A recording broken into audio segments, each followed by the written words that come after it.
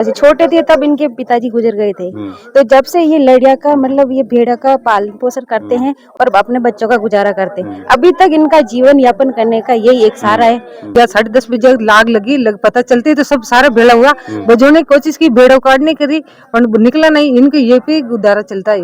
बहुत बड़ी भारी घटना घटी है और सरकार को हाथ जोड़ के यही मैं प्रार्थना करती हूँ कि इनकी बहुत ही जरूरी मदद करना चाहिए।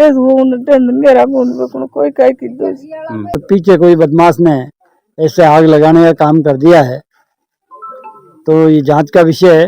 ये बेचारे गरीब है, इनका पिताजी बचपन में ही मर गए, छोटे छोटे थे, 2-3 साल के, 2 साल के था तब भी मर गए। इस परिवार को अधिक से अधिक जो भी मुआवजा सरकार से मदद हो, मदद दिलाने की आप और आपके न्यूज चैनल से मदद दिलाने की कृपा करें। नमस्कार सभी साथियों को, मैं महेंद्र रावत, आप देख रहे हो ब्यावर लाइव न्यूज। आज हमारी मीडिया टीम आ रखी है दुर्गावास के नियर बाई धौलादाता प्रथम है। कल रात को यहाँ पर बहुत ही भयंकर दृश्य हुआ था, आगजनी हुई थी। उस आगजनी में लगभग 50 से 55 जो भेड़ है वो जलकर बिल्कुल कोयला बन चुकी है। हमने जो दृश्य देखा था बहुत ही भयानक दृश्य है। जो भेड़ हैं उनकी हालात ऐसी है कि देखा नहीं जा पा रहा है। हालांकि मैं वो विजुअल बीच में अटैच करूंगा। मैं आखिर में इनके जो परिवारजन है उनसे बातचीत करना चाहूंगा। क्या नाम है सर आपका? मुकेश नाम है जी। मुकेश जी, जो ये भयानक दृश्य हुआ है कितने बजे घटना हुई, क्या लगता है आपको, कैसे हुआ ये? साहब माँ तो जान रोज की तरह साहब रोज जान मैं गालन जब बकरियां मैं डाली और फिर माँ के परिवार में कोई सामाजिक कार्य हो माँ वटे चला गया। अब पीछे साहब पता नहीं कौन आग लगा दी कि पता को नहीं साहब। वापिस आया, मैं सूचना मिली तब तक पहुंचा, तब तक पूरी सब भेड़ा और बच्चा सब खत्म हो गया। अच्छा, बच्चे कितने थे, भेड़े कितने थे लगभग? भेड़ तो 30 भेड़ ही साहब, बाकी बच्चे और बच्चा 15 और बकरिया का 10 के 8 बकरिया। अच्छा, क्या लगता है आपको, आपको कितने बजे पता चला इस घटना के बारे में? साहब 10:30 बजे आड़े पड़े फोन आया साहब माँ का। आया था, पहुंचा तब तक तो सर ज्यादा आग लगी। क्योंकि हमारे पास 11 बजे कॉल आया था यहाँ से किसी भाई का, तो बोला कि यहाँ पे आग लग गई है, फायर की गाड़ी चाहिए।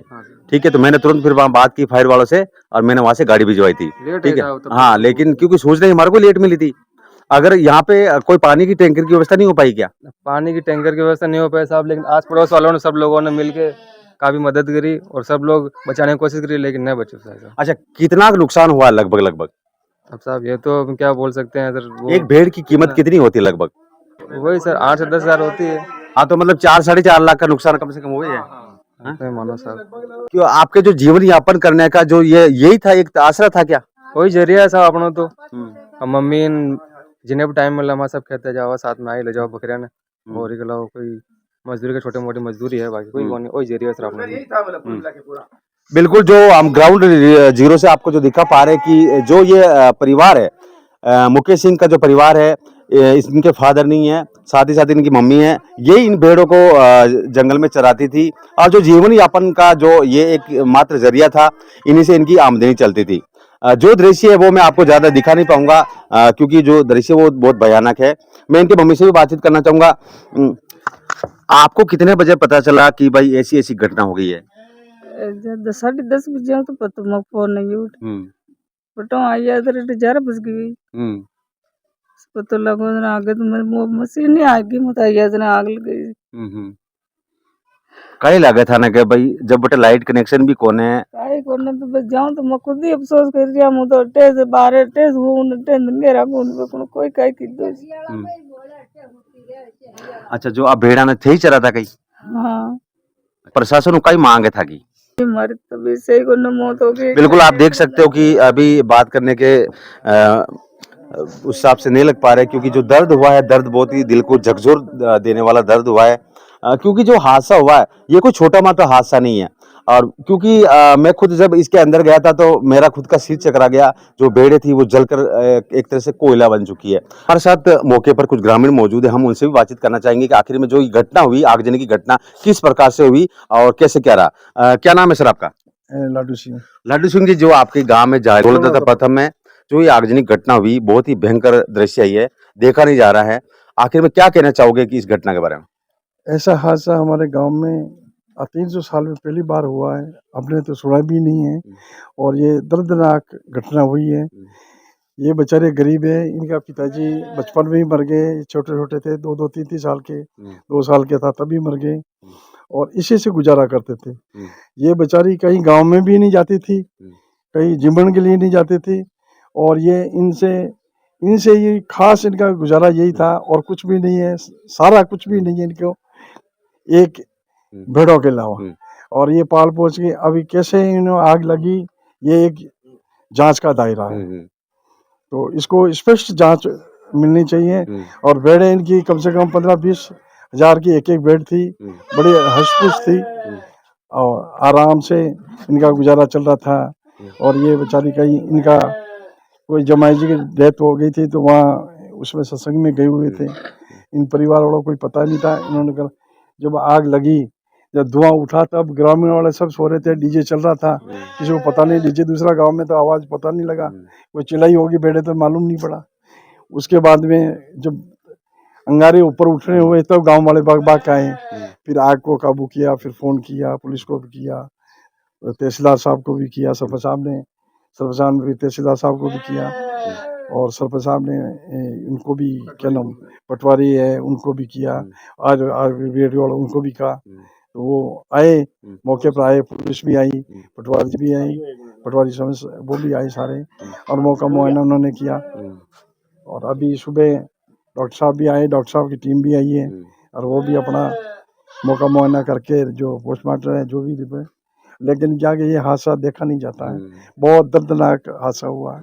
हम तो ये सरकार से और सबसे निवेदन करते हैं कि उनको इन बेचारों का जो मुआवजा मिला जाए। ये बेचारे तो एक तरह का बहुत बड़ा हादसा है। जो ये हादसा है वाकई में कहीं ना कहीं बहुत ही दर्दनाक हादसा है, क्योंकि जो ये गरीब परिवार है, गरीब परिवार इसी के सहारे अपना जो रोजी रोटी है वो चला रहे थे। आज इनके परिवार से सब कुछ छीना जा चुका है, क्योंकि जो भेड़ें थी वो सारी जल के कोयला बन चुकी है। हालांकि भी प्रशासन मौजूद है और कहीं ना कहीं जो रिपोर्ट है वो तैयार की जा रही है, पुलिस मौजूद है। अब देखने वाली बात है कि आखिर में इस परिवार को मुआवजा कब मिलता है और कितना मिलता है। मेरा भी बिल्कुल राजस्थान की सरकार से निवेदन रहेगा कि इस गरीब परिवार की आप ज्यादा से ज्यादा मदद करें ताकि ये अपनी लाइफ आगे से वापस एक नए तौर पे सर्वाइव कर सके। और मैं बातचीत करना चाहूंगा। सर ये हादसा बहुत भयानक है। मुझे भी रात को करीब 11 बजे के आसपास यहाँ के वार्ड मेंबर ने फोन किया था और मैं गोवाना शादी में था, वहां से आए तो देख कर नहीं जा सकता। हम सरकार से यही उम्मीद करते हैं आपके चैनल से कि इस परिवार को अधिक से अधिक जो भी मुआवजा सरकार से मदद हो मदद दिलाने की आप और आपके न्यूज चैनल से मदद दिलाने की कृपा करें। हमारे साथ कुछ महिलाएं भी मौजूद है, हम इनसे भी बातचीत करना चाहेंगे कि जो ये आगजनी की घटना है, बहुत ही भयंकर घटना हुई थी। परिवार में अभी कहीं ना कहीं कोहराम मचा हुआ है। परिवार के जो मुखिया है कहीं ना कहीं रोने को मजबूर है।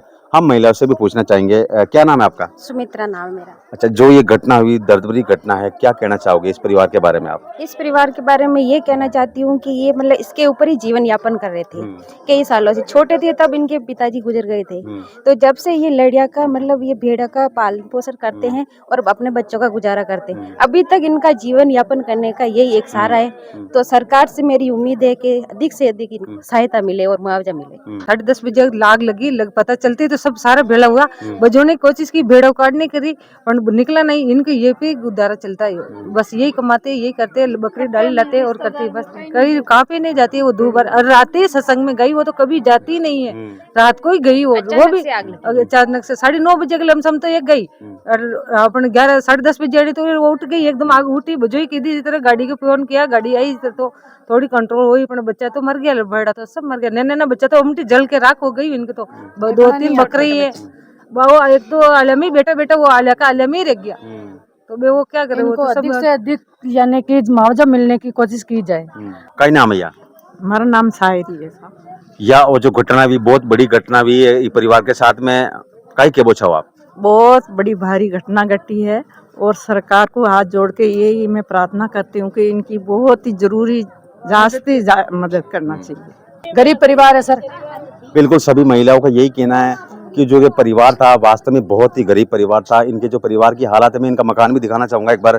आप देख सकते हो कि मकान भी ऐसा कोई विशेष मकान नहीं है, बिल्कुल सिंपल मकान है। 2 कमरे, छोटे छोटे कमरे बने हुए हैं और इन्हीं कमरों में ये रहते थे और इन जो भेड़ें थी 50 के आसपास जो भेड़ें थी, इन्हीं से ये जीवन यापन करते थे। मैं एक बार कैमरामैन को बोलूंगा थोड़ा इधर से दिखा दे। हालांकि अंदर जो दृश्य है वो बहुत ही भयानक दृश्य है, वो देखा नहीं जा रहा है, लेकिन आप यहाँ देख सकते हो कि ये दृश्य किस प्रकार रहा होगा।